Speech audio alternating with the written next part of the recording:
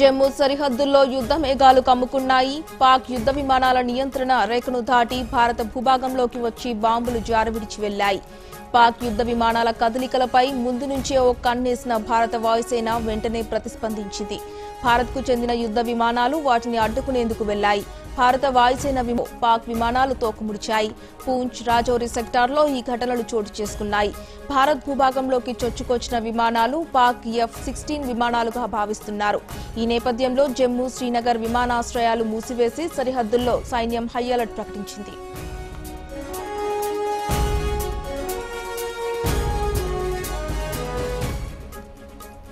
కాశ్మీర్లో రాజౌరి జిల్లాలోని ఎల్ఓసి ప్రాంతంలో ఉన్న పాఠశాలలకు నేడు సెలవు ప్రకటించారు. పాకిస్తాన్ రేంజర్లు ఎల్ఓసి వెంట కాల్పులు జరుపుతున్న నేపథ్యంలో పాఠశాలలకు సెలవు ప్రకటించారు.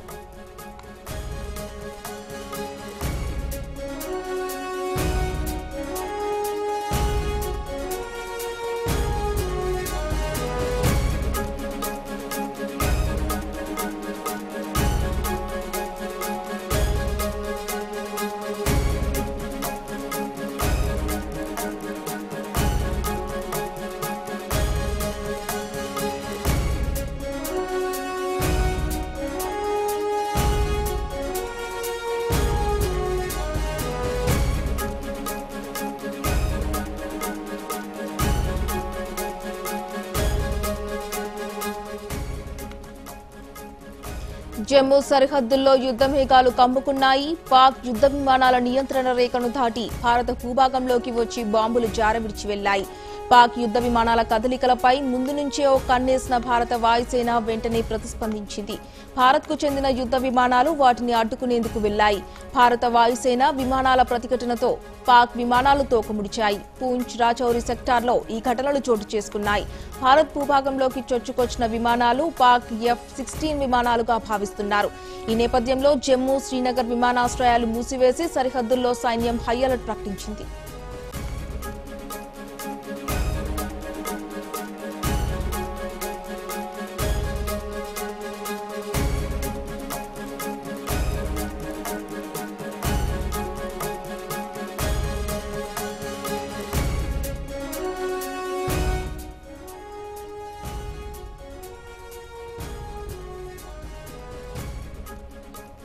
కాశ్మీర్లో రాజౌరి జిల్లాలోని ఎల్ఓసి ప్రాంతంలో ఉన్న పాఠశాలలకు నేడు సెలవు ప్రకటించారు. పాకిస్తాన్ రేంజర్లు ఎల్ఓసి వెంట కాల్పులు జరుపుతున్న నేపథ్యంలో పాఠశాలలకు సెలవు ప్రకటించారు.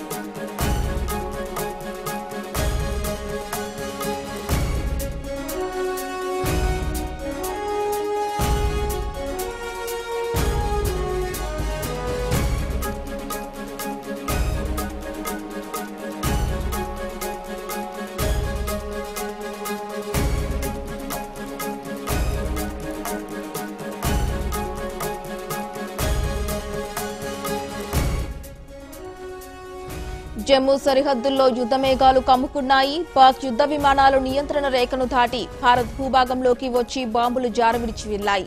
పాక్ యుద్ధ విమానాల కదలికపై ముందు నుంచే ఓ కన్నేసిన భారత వాయుసేన వెంటనే ప్రతిస్పందించింది.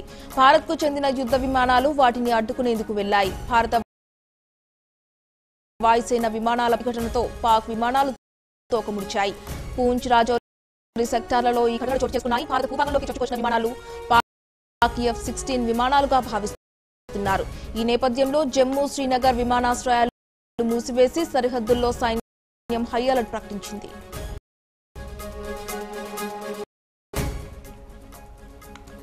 కాశ్మీర్లోని రాజౌరి జిల్లాలోని ఎల్ఓసి ప్రాంతంలో ఉన్న పాఠశాలలకు నేడు సెలవు ప్రకటించారు.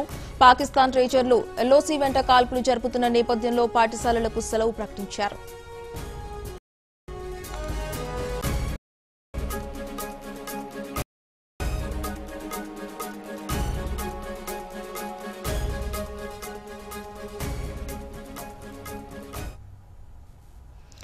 ఈ విషయంపై స్పందించడానికి ప్రస్తుతం మనతో పాటు అవుట్పుట్ ఎడిటర్ సుధాకర్ గారు అందుబాటులో ఉన్నారు. సార్ చెప్పండి, పాక్ దాడులను మనం ఏ విధంగా అర్థం చేసుకోవచ్చు? పాకిస్తాన్ ఇవాళ చేసినటువంటి దాడులు ఏవైతున్నాయి, ఈ దాడుల్ని వాళ్ళ దేశంలో పెళ్లిబుగుతున్నటువంటి ఆగ్రహావేశాలు, వాళ్ళ స్థానిక ఓటర్లను దృష్టిలో పెట్టుకుని, అక్కడ ప్రజలను దృష్టిలో పెట్టుకుని చేసినటువంటి మొక్కుబడి దాడులు. ఎందుకంటే పాకిస్తాన్ నుంచి 2 విమానాలు రావడం అయితే వచ్చినాయి. ఒక విమానము తక్షణమే మన విమానాలు తిరుగు జవాబు ఇవ్వగానే ఒకటి తోకముడిచి పారిపోయింది, 1-2 బాంబులు వేయటం జరిగింది. మరొక విమానాన్ని లామ్ వ్యాలీ అనేటువంటి ప్లేస్ లో మన భద్రతా దళాలు కూల్చివేసినాయి. లామ్ వ్యాలీ అనేది ఇది నౌషేరాకి పూంచ్కి మధ్యలో ఉండేటువంటి ఒక చిన్న లోయ అంటే 2 కొండల మధ్య ఉన్నటువంటి ఒక చిన్న ప్రాంతము, దాన్ని లామ్ వ్యాలీ అంటారు. అక్కడ F-16 పడిపోయింది. స్థానికులు చూసి పాకిస్తాన్ విమానం పడిపోయిందని చెప్పేసి స్థానికుల నుంచి, తర్వాత మన మిగతా రకరకాల సోర్సెస్ నుంచి మనకి సమాచారం లభిస్తోంది. అదే రకంగా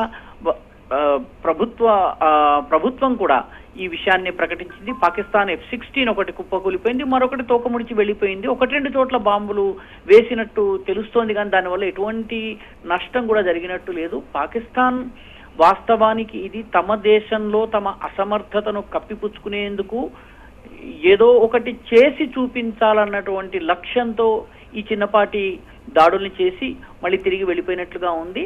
వాస్తవానికి ఇంతకు మించి పాకిస్తాన్ చేయగలిగింది కూడా ప్రస్తుతానికి ఏమీ లేదు. ఎందుకంటే ఆల్రెడీ అమెరికా పాకిస్తాన్ను ఉగ్రవాద ఇన్ఫ్రాస్ట్రక్చర్ను ఉపసంహరించుకోవాలని చెప్పేసి, ఉగ్రవాదాన్ని ప్రోత్సహించడం మానుకోవాలని చెప్పింది.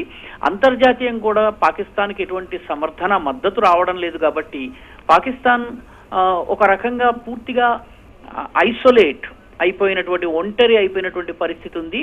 భారత వైమానిక దళం పూర్తిగా అలర్ట్ గా ఉన్న సమయంలో దాడి చేయాలనుకోవడము ఒక రకంగా పాకిస్తాన్ కేవలము తమ దేశంలో ఉన్నటువంటి ప్రజలకు నచ్చజెప్పి, ప్రజలకు ఏదో బుజ్జగించేందుకు, ప్రజలకు ఏదో ఊరట కలిగించేందుకు చేసిన దాడిగానే మనము భావించాలి.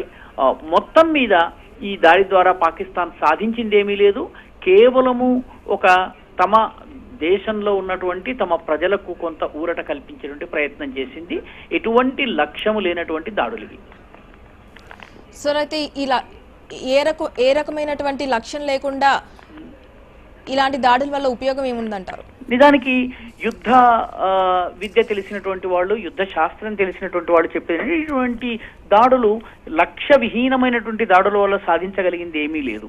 నిజానికి యుద్ధము చేసేటప్పుడు సర్ప్రైజ్ ఎలిమెంట్ ఉండాలి. అన్నిటికన్నా ముఖ్యమైనటువంటిది అంటే శత్రువు ఆదమరిచి ఉన్న సమయంలో, ఊహించని సమయంలో, అప్రమత్తంగా లేని సమయంలో దాడులు జరగాలి.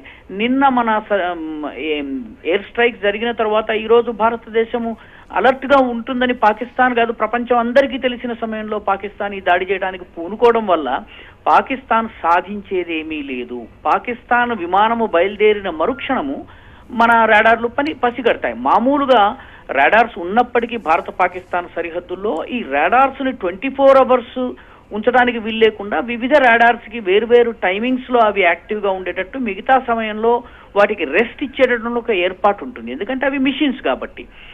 కానీ హై అలర్ట్ ఉన్నటువంటి సమయంలో 24/7/365 మనకి రాడార్స్ అలర్ట్ గా ఉండేటువంటి పరిస్థితి ఉంటుంది. కాబట్టి ఈ సమయంలో దాడి చేయటం వల్ల పాకిస్తాన్ సాధించగలిగేది ఏమీ లేదు. పాకిస్తాన్ ఈ రోజు వచ్చి ఏ లక్ష్యాల మీద దాడి చేసింది? మీరు భారత సైన్యం వెళ్లి దాడి చేసినప్పుడు 3 ఉగ్రవాద స్థావరాల మీద దాడి చేసింది. ఉగ్రవాదానికి ముఖ్యంగా జైషే మహమ్మద్కి ప్రధాన కేంద్రమైనటువంటి బాలాకోట్ మీద దాడి చేసింది. ఇప్పుడు పాకిస్తాన్ ఇక్కడికి వచ్చి దేని మీద దాడి చేసింది? ఒకటి. రెండవది పాకిస్తాన్ మరొక అబద్ధం చెప్తోంది.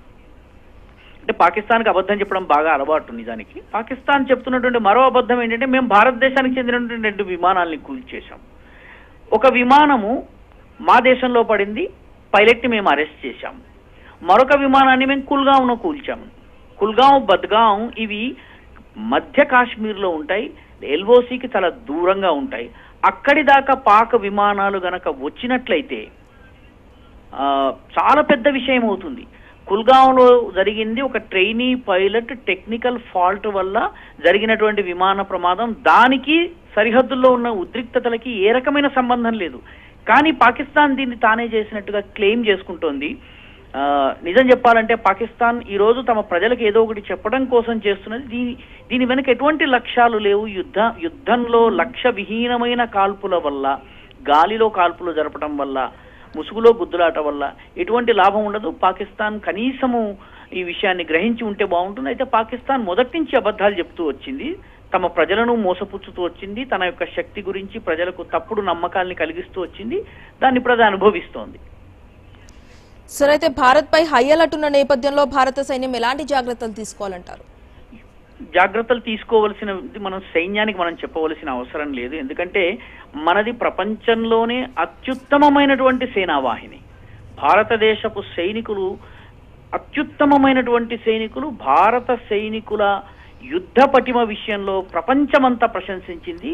మొదటి ప్రపంచ యుద్ధం నుంచి నేటి వరకు Indian fighters, Indian army, Indian జవాన్ల గొప్పతనాన్ని యావత్ ప్రపంచము గుర్తించింది. అందుకనే ఈ రోజు కూడా బ్రిటిష్ రాణి సైన్యంలో గూర్ఖాలు ఉన్నారు. కాబట్టి ఒకటో ప్రపంచ యుద్ధంలో, రెండో ప్రపంచ యుద్ధంలో మన కాంట్రిబ్యూషన్ ఉంది. మన సైనికులకు ఇటువంటి పరిస్థితిలో ఏం చేయాలో మనం చెప్పనవసరం లేదు. మనమందరము సైనికులకు బాసటగా నిలబడి ఈ ఉద్రిక్తతలు కొనసాగుతున్నటువంటి సమయంలో జాతిగా ఒక్క తాటి మీద నిలబడి పాకిస్తాన్కు తగిన గుణపాఠం చెప్పేట్టుగాను, పాకిస్తాన్ నేల నుండి ఉగ్రవాదము మన దేశంలో ఇబ్బందులు కలిగించకుండా ఉండేలాగా మనందరము కలిసి పోరాడాల్సినటువంటి అవసరం ఉంది.